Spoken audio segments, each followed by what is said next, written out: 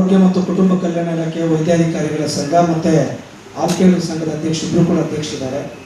ಅವರು ನಮಗೆ ಸಾಕಷ್ಟು ಬಾರಿ ಡಿಮ್ಯಾಂಡ್ಗಳ ಬಗ್ಗೆ ನಾನು ಚರ್ಚೆ ಮಾಡಲಿಕ್ಕೆ ಹೋಗೋದಿಲ್ಲ. ಜಿಲ್ಲೆಯಲ್ಲಿರುವಂಥ ಡಿಮ್ಯಾಂಡ್ಗಳನ್ನು ಸರ್ಕಾರ ಈಡೇರಿಸಲಿಕ್ಕಾಗಿಲ್ಲ. ಒಂದೇ ಒಂದು ಹೇಳ್ತೇನೆ, 6,000 ಜನ ಎಂಪ್ಲಾಯೀಸ್ ಸೆಂಟ್ರಲ್ ಸ್ಪಾನ್ಸರ್ ಸ್ಕೀಮಲ್ಲಿದ್ದಾರೆ. 10 ವರ್ಷದಿಂದ 4 ತಿಂಗಳಿಗೆ ಸಂಬಳ ಆಗ್ತಾ ಇದೆ.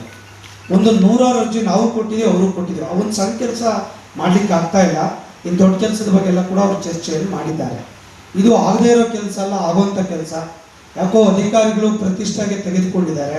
ನಾನು ಕೂಡ 2-3 ಸಭೆಯಲ್ಲಿ ಅವ್ರಿಗೆ ಹೇಳಿ ಬಂದಿದ್ದೇನೆ. ಇದೆಲ್ಲ ಚರ್ಚೆಗಳಾದಮೇಲೆ ಕಳೆದ ವರ್ಷ ಅವ್ರು ಸ್ಟ್ರೈಕ್ ಹೋಗ್ಬೇಕಂತಿದ್ರು. ಬೇಡ್ರಪ್ಪ, ಮತ್ತೆ ಮಾತಾಡೋಣ ಅನ್ನೋ ಚರ್ಚೆಗಳಾಯಿತು. ಈಗ ಅನಿವಾರ್ಯವಾಗಿ ಅವ್ರು ಕೂಡ ಆರೋಗ್ಯ ಇಲಾಖೆಯಲ್ಲಿ ಅವ್ರು ಸಭೆ ಮಾಡಿ ಈ ತೀರ್ಮಾನವನ್ನು ಇವತ್ತು ಅವರು ತೆಗೆದುಕೊಂಡಿದ್ದಾರೆ.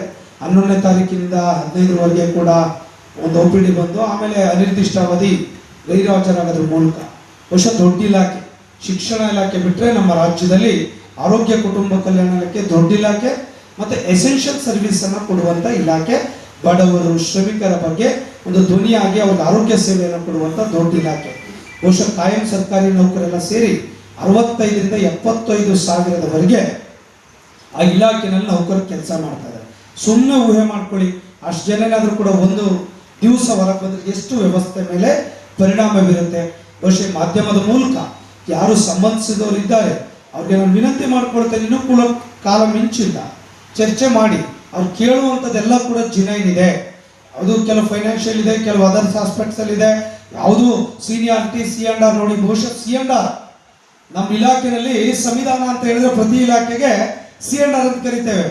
1973ನಲ್ಲಿ C&R ಆಗಿದ್ದು ಇವತ್ತಿನವರೆಗೆ 47 ವರ್ಷ ಆಗಿದೆ, ತಿದ್ದುಪಡಿ ಆಗಿಲ್ಲ. ಸರ್ಕಾರದಲ್ಲಿದೆ ಪ್ರತಿ 3 ವರ್ಷಕ್ಕೊಮ್ಮೆ ತಿದ್ದುಪಡಿ ಆಗಬೇಕು. 3 ವರ್ಷ ಅಲ್ಲ ಸೊಮ್ಮೆ 50 ವರ್ಷ ಆಯ್ತು ಆಗಿಲ್ಲ. ಪ್ರಮೋಷನ್ ವರ್ಷಕ್ಕೆ ಕೊಡ್ಬೇಕಂತ ಕಾನೂನಿದೆ. ಎಲ್ಲ ಇಲಾಖೆಯಲ್ಲಿ ಕೊಡ್ತಿದ್ದಾರೆ, 42 ಇಲಾಖೆಯಲ್ಲಿ. ದುರ್ದೈವ 5 ವರ್ಷ ಪ್ರಮೋಷನ್ ಕೊಟ್ಟಿಲ್ಲ. ಏನು ಮಾಡಬೇಕು? ಸಿಂಪಲ್ ಇಷ್ಟ. ಇದಕ್ಕೆ ಕಾನೂನು ಅಡಿನಲ್ಲಿ ಕೇಳುವಂಥ ಬೇಡಿಕೆ ಇದೆ. ಕಾನೂನು ಬಿಟ್ಟು ಯಾರೂ ಕೇಳ್ತಾ ಇಲ್ಲ. ಆರೋಗ್ಯ ಇಲಾಖೆ ಸುಮಾರು 120 ಕ್ಯಾಡರ್ ಬರುತ್ತೆ, ದೊಡ್ಡ ಇಲಾಖೆ. ಒಂದು ಸೀನಿಯಾರಿಟಿ ಲಿಸ್ಟ್ ಮಾಡ್ಕೊಳ್ಳಿಕ್ಕೆ ಆಗಿಲ್ಲ ಅವ್ರ ಕೈಲಿ. ಮತ್ತು 42 ಇಲಾಖೆಯಲ್ಲಿ ನನ್ನ ಜೊತೆ ಕೆಲಸಕ್ಕೆ ಸೇರಿದನೋ 4 ವರ್ಷಕ್ಕೆ ಮುಂಚೆ ಪ್ರಮೋಷನ್ ಆಗ್ತಾನೆ. ಇಲ್ಲಿ ಗೌರವ ಇಲ್ಲ, ದುಡ್ಡು ಇಲ್ಲ, ಅಧಿಕಾರ ಇಲ್ಲ. ಹೆಂಗ್ರಿ ಕೆಲಸ ಮಾಡಬೇಕು? ಯೋಚನೆ ಮಾಡಬೇಕಲ್ಲ. ಇವ್ರ ಜೊತೆಗೆ ಸೇರಿದ ಕ್ಲಾಸ್ 1 ಆಫೀಸರ್ ಆಗ್ತಾರೆ, ಇವ್ರು ಇಲ್ಲೇ ಇರಬೇಕು. ಇವ್ರು ನೆಕ್ಸ್ಟ್ ಕ್ಯಾಡ್ರಿಗೆ ಹೋಗ್ತಾರೆ, ಇವ್ರು ಇಲ್ಲೇ ಇರಬೇಕು. ಪ್ರಮೋಷನ್ ಇಲ್ಲ, ಇನ್ಕ್ರಿಮೆಂಟು ಇಲ್ಲ, ಗೌರವನೂ ಇಲ್ಲ. ಸೊ ಹಾಗಾಗಿ ಜಿನೇನಾಗಿರೋದು. ಸೊ ಅವ್ರ ಹೋರಾಟವನ್ನು ತೀರ್ಮಾನ ತೆಗೆದುಕೊಂಡಿದ್ದಾರೆ. ಸೊ ಖಂಡಿತ ಕರ್ನಾಟಕ ರಾಜ್ಯ ಸರ್ಕಾರಿ ನೌಕರರ ಸಂಘ ಕೂಡ ನಾವಿರ್ಬೋದು, ನಮ್ಮ ಜನರಲ್ ಸೆಕ್ರೆಟರಿ ಅವರು ಇರ್ಬೋದು, ಅವ್ರಿಗೆ ಬೆಂಬಲವನ್ನು ಕೂಡ ನಾವು ಕೂಡ ವ್ಯಕ್ತಪಡಿಸ್ತಾ ಇದ್ದೇವೆ. ಪ್ರತಿ ಜಿಲ್ಲೆ ತಾಲೂಕಿನಲ್ಲಿ ಕೂಡ ಅವರ ಜೊತೆ ಕೂಡ ನಾವಿದ್ದೇವೆ. ಯಾಕಂದ್ರೆ ಜಿನೈನ್ ಆಗಿದೆ. ಯಾರು ನಾಳೆ ಮುಖ್ಯಮಂತ್ರಿಗಳು ಕರಿಬೋದು, ಆರೋಗ್ಯ ಸಚಿವರು ಕರಿಬೋದು, ಅಧಿಕಾರಿಗಳು ಕರಿಬೋದು. ನಮ್ಮ ಸ್ಟ್ಯಾಂಡು ಕೂಡ ಇದೇ ಇದೆ. ಯಾಕಂದ್ರೆ ಜಿನೈನ್ ಆಗಿದೆ. ಇದೇನು ಮಾಡೋಕ್ಕಾಗದೇ ಇರುವಂಥ ಕೆಲಸ ಅಲ್ಲ. 40 ಇಲಾಖೆಯಲ್ಲಿ ಮಾಡ್ತಾ ಇದ್ರೆ ನಿಮ್ಮ ಇಲಾಖೆಯಲ್ಲಿ ಯಾಕೆ ಮಾಡ್ಲಿಕ್ಕೆ ಆಗಲ್ಲ? ಇಷ್ಟು ನಮ್ಮ ಚರ್ಚೆ. ಅಲ್ಲಿ ಮಾಡಿಲ್ಲ ಅಂದ್ರೆ ನಾನು ಕೇಳ್ತಾ ಇರಲಿಲ್ಲ. ಅಲ್ಲಿ ಕೂಡ ಕಾನೂನಿದೆ. ಆ ಥರದ ಒಂದು ಬಹಳಷ್ಟು ಈ ಥರದ ನ್ಯೂನತೆಗಳ ಬಗ್ಗೆ ಕೂಡ ವೈದ್ಯಾಧಿಕಾರಿಗಳ ಸಂಘದವರು ಕೂಡ ಮಾಡಿದ್ದಾರೆ. ಬಹುಶಃ 4 ವರ್ಷದ ಕೆಳಗೆ 2021 ಅನ್ಸುತ್ತೆ, ಅವಾಗ CGHSಗೋಸ್ಕರ ಒಂದು ಸ್ಟ್ರೈಕನ್ನು ಮಾಡಿದ್ರು. ಅವತ್ತಿನ ಹಿಂದೆ ಯಡಿಯೂರಪ್ಪನವರು ಮುಖ್ಯಮಂತ್ರಿಗಳಿದ್ರು, ನಾವು ಕೂಡ ಅವ್ರಿಗೆ ಬೆಂಬಲವನ್ನು ಕೊಟ್ಟಿದ್ವಿ. ಅವಾಗ ಇನ್ಸೆಂಟಿವ್ಗಳನ್ನು ಕೊಟ್ಟು ಕೂಡ ಅನುಕೂಲ ಮಾಡಿದ್ದು ಕೂಡ ಹೋರಾಟ ಕೇಳಿದೆ ಮಾಡಿದ್ದಾರೆ. ಸೊ ಖಂಡಿತ ನಾನು ಸರ್ಕಾರಕ್ಕೆ ಈಗಲೂ ಕೂಡ ಆಗ್ರಹ ಪಡಿಸ್ತೇನೆ. ಅವ್ರು ಕೇಳುವಂಥದ್ದು ಜಿನೈನ್ ಆಗಿದೆ. ಸರ್ಕಾರ ಅಧಿಕಾರಿಗಳು ಮಧ್ಯಪ್ರವೇಶ ಮಾಡಿ ಆ ಬೇಡಿಕೆಗಳನ್ನು ಈಡೇರಿಸಬೇಕು. ಸೊ ಇದನ್ನ ಪ್ರತಿಷ್ಠೆಯನ್ನು ಬಿಟ್ಟು ಇಲಾಖೆ ಉಳಿಬೇಕು, ನೌಕರು ಉಳಿಬೇಕು, ಅವಾಗ ಸರ್ವಿಸ್ಗಳು ಸಿಗುತ್ತೆ. ಇಲ್ಲಿ ತೊಂದರೆಗಳನ್ನು ಕೊಟ್ಬಿಟ್ಟು ಅವೈಜ್ಞಾನಿಕ ಯೋಜನೆಗಳನ್ನು ತಗೊಂಬಂದ್ರೆ ಎಲ್ಲೋಗ್ಬೇಕು ನೌಕರರು? ಬಹುಶಃ ಮೊನ್ನೆ ವರ್ಗಾವಣೆ ಮಾಡಿದ್ದಾರೆ, ಊಹೆ ಮಾಡ್ಕೊಳ್ಳಿಕ್ಕೆ ಸಾಧ್ಯ ಇಲ್ಲ. ಮಾಧ್ಯಮದಲ್ಲಿ ಬಯಸ್ತಾನೆ, ಬೆಂಗಳೂರಿಂದ ತಗೊಂಡೋಗಿ ಯಾದಗಿರಿಗೆ ಹಾಕಿದ್ರೆ ಇಲ್ಲ ಅವ್ರ ಹೆಂಡತಿ ಅಟ್ಲೀಸ್ಟ್ ತುಮಕೂರ್ಗೆ ಹಾಕೊಡ್ಲಿರಿ, ಖಾಲಿ ಇದೆ, ತಗೊಂಡೋಗಿ ನೀನು ಅಲ್ಲಿಗೆ ಹೋಗ್ಬೇಕು, ಗುಲ್ಬರ್ಗ ಹೋಗ್ಬೇಕು. ಇಲ್ಲಿ 15-20 ವರ್ಷ ಬದುಕು ಕಟ್ಕೊಂಡಿರ್ತಾರೆ.